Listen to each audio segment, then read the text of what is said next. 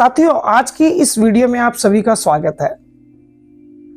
दोस्तों, आजकल जो मैं माहौल देख रहा हूं, उस माहौल को लेकर मैं आपसे बात करना चाहता हूं। दरअसल जितने भी रिश्ते थे, चाहे वो पति पत्नी का हो, प्रेमी प्रेमिका का हो, माँ बेटे का हो, भाई बहन का हो, या पिता पुत्र का हो, माता बेटी का हो, कोई भी ऐसा रिश्ता नहीं है आज की डेट में जिसको लेकर के बहुत ज़्यादा परिवारों में निराशा ना हो। घर में पति पत्नी हैं, एक छत के नीचे हैं, एक पलंग पर लेटे हुए, एक साथ रहते हैं, लेकिन न जाने क्यों ना ही पति के मन में और ना ही पत्नी के मन में वो आत्मीयता, वो अपनापन, वो स्नेह, वो हमदर्दी नज़र नहीं आती। यही हाल माँ बेटे के रिश्ते में है। बेटा तो है, माँ भी है, लेकिन बेटों की आंखों में माँ के लिए आदर नहीं और माँ की आंखों में वो भाव नहीं जो होने चाहिए। वो वक्त के साथ सपाट हो चुकी हैं और भाव विहीन हो चुकी हैं। यही हाल तमाम रिश्तों का है। आखिर है क्या क्या वजह है कि रिश्ते खोखले हो चुके हैं? रिश्तों को इतने सुंदर ढंग से ऊपर वाले ने सजाया है, तमाम अलंकार उसमें लगाए हैं, रस दिया है जीवन का, खुशियां दी हैं, एक दूसरे के लिए समर्पण दिया है, एक दूसरे के लिए जीने का भाव दिया है, एक दूसरे के लिए त्याग दिया है, लेकिन वो चीज़ें न जाने कहाँ गुम हो चुकी है। आज पूरी पूरी रात निकल जाती है, छत को घूरते रहते हैं, छत को ताकते रहते हैं, दीवारों की ओर देखते रहते हैं। पास में ही पति पत्नी है, लेकिन बात नहीं करते। दोनों एक दूसरे की ओर देखे बिना ही घंटों मोबाइल चलाते हैं, एक ही कमरे में रहते हैं, लेकिन दिल से बात नहीं होती। और जब होती है तो एक दूसरे को खाने के लिए दौड़ते हैं, एक दूसरे को नीचा दिखाने के लिए बातें करते हैं, और कोशिश रहती है कि जितना ज़्यादा से ज़्यादा जला बुना जली कटी कही जाए एक दूसरे को, और एक दूसरे की कमजोरियां ढूंढते हैं। क्या ये सच है? अगर ये सच है तो बहुत काला सच है जीवन का। साथियों, आखिर ये वजह क्या है कि रिश्ते खोखले हो चुके हैं? रिश्तों की वो मर्यादाएं नहीं रही, वो भाव नहीं रहे, वो आत्मीयता नहीं रही। क्या वजह मानते हैं? साथियों, मैंने इसके ऊपर काफी रिसर्च किया और काफी लोगों से बात की। करीब 100 से ज्यादा लोगों से मैंने इन तमाम चीजों को लेकर बात की, तो एक ही चीज निकलकर मेरे सामने आई कि या तो लोग मानसिक रोगी हैं, या फिर लोगों के पास जो है उसको देखने को तैयार नहीं। दूसरों को देख करके या दूसरों के आधार पर अपने फैसले करने लगे हैं। मान लीजिए किसी के पास 70 गज का प्लॉट है, लेकिन वो इसलिए परेशान है कि पड़ोसी के पास 200 गज का है। दूसरे के मुकाबले अपने पास क्या है ये देखने के बजाय ये देखें कि केवल हमारे पास क्या है, तो शायद जीवन बदल जाए। और दूसरी वजह जो आई सामने, वो आई मानसिक रोगी यानी डिप्रेशन की।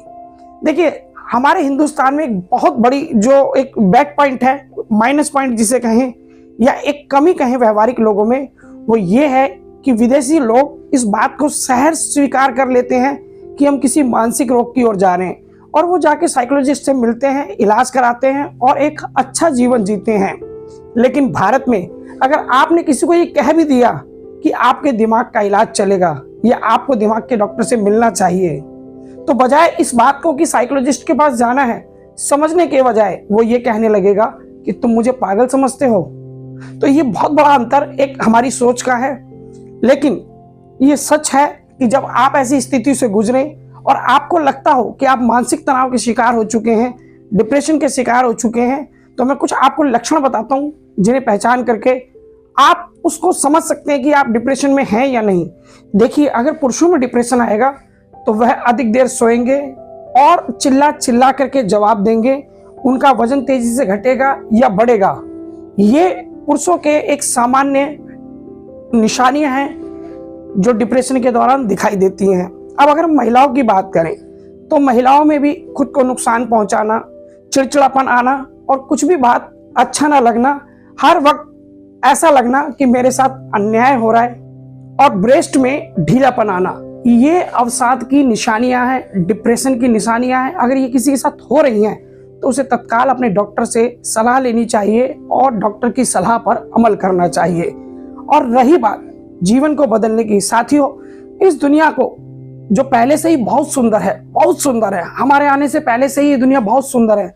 यहाँ खिलखिलाते फूल, खिलखिलाती चेहरे, खिलखिलाती रोशनियां और एक सुंदर दुनिया पहले से मौजूद है।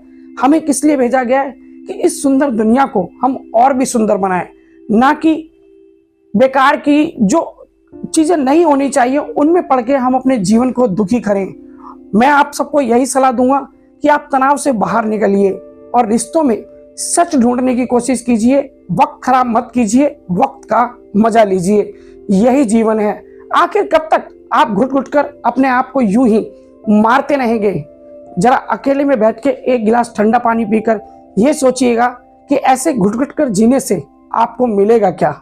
तो क्यों ना आज से ही तस्वीर बदलने के लिए कदम उठाए जाएं। एक शेर है अल्ताफ राजा का कि न जाने कौन से सांचे में ढल रहे हैं लोग, थके थके हैं फिर भी चल रहे हैं लोग। तो मेरा आप सबसे निवेदन है कि हवाएं भी चले और दिया भी जले, ये मुमकिन नहीं। इसलिए या तो आप हवाएं चला लीजिए या दिया जला लीजिए, ये तय आपको करना है। जिंदगी आपकी है और उन चीजों के पीछे मत भागिए जो आपके पास नहीं है, बल्कि उन चीजों का मजा लीजिए जो आपके पास है। अगर ये वीडियो आपको अच्छी लगी हो तो साथियों इसे आगे शेयर जरूर कर दें। शायद कोई इस वीडियो का लाभ लेके अपने जीवन को बदल सके। नमस्कार।